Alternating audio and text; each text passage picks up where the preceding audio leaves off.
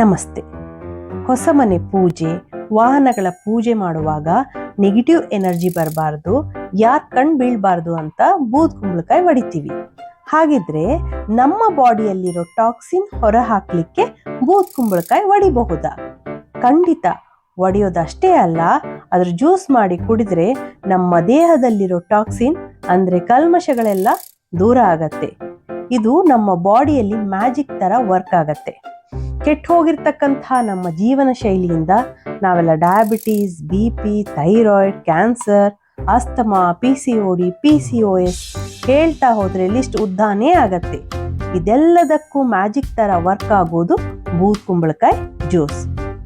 ದಿನನಿತ್ಯ ಖಾಲಿ ಹೊಟ್ಟೆಯಲ್ಲಿ ಕುಡಿತಾ ಬಂದ್ರೆ ಕರುಳಿಗೆ ಅಂಟಿರ್ತಕ್ಕಂಥ ಕಲ್ಮಶಗಳೆಲ್ಲ ದೂರ ಆಗಿ ನಮ್ಮ ಗಟ್ ಹೆಲ್ತ್ ಇಂಪ್ರೂವ್ ಆಗತ್ತೆ. ಮತ್ತು ಅದು ನಮ್ಮ ಬಾಡಿಯನ್ನು ಡಿಟಾಕ್ಸ್ ಮಾಡೋದಲ್ಲದೆ ನಮ್ಮ ವೇಟ್ ರೆಡ್ಯೂಸ್ ಮಾಡಲಿಕ್ಕೆ, ನಮ್ಮ ಸ್ಕಿನ್ ಗ್ಲೋ ಆಗಲಿಕ್ಕೆ, ಕೂದಲಿನ ಆರೋಗ್ಯಕ್ಕೆ ಸಹಾಯ ಮಾಡತ್ತೆ. ಇದನ್ನು ಮಾಡೋದು ಹೇಗೆ ಅಂತ ನೋಡೋಣ.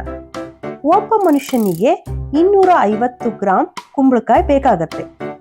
ಬೂದು ಕುಂಬಳಕಾಯಿಯ ಒಂದು ತುಂಡನ್ನು ತೆಗೆದುಕೊಂಡು ಅದರ ಸಿಪ್ಪೆ ಮತ್ತು ಬೀಜವನ್ನ ಬೇರ್ಪಡಿಸಿ ತುಂಡುಗಳನ್ನಾಗಿ ಮಾಡಿ ಅದನ್ನು ಜ್ಯೂಸರ್ನಲ್ಲಿ ಅಥವಾ ಮಿಕ್ಸರ್ ಗ್ರೈಂಡರ್ನಲ್ಲಿ ಸ್ವಲ್ಪ ನೀರನ್ನು ಹಾಕಿ ಗ್ರೈಂಡ್ ಮಾಡಿ ಅದನ್ನು ಒಂದು ಬಟ್ಟೆ ಅಥವಾ ಸ್ಟೇನರ್ನಲ್ಲಿ ಹಾಕಿಬಿಟ್ಟು ಸೋಸಿ.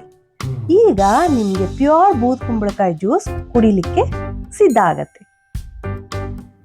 ಇದು ಕುಡಿಲಿಕ್ಕೆ ನೀರ್ ತರ ಇರುತ್ತೆ.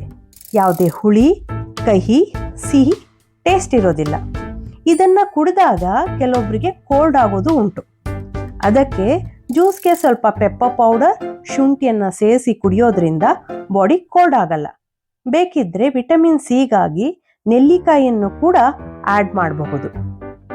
ಈ ರೀತಿ 21 ದಿನ ಇದನ್ನ ಬೆಳಿಗ್ಗೆ ಖಾಲಿ ಹೊಟ್ಟೆಯಲ್ಲಿ ಕುಡಿಬೇಕು.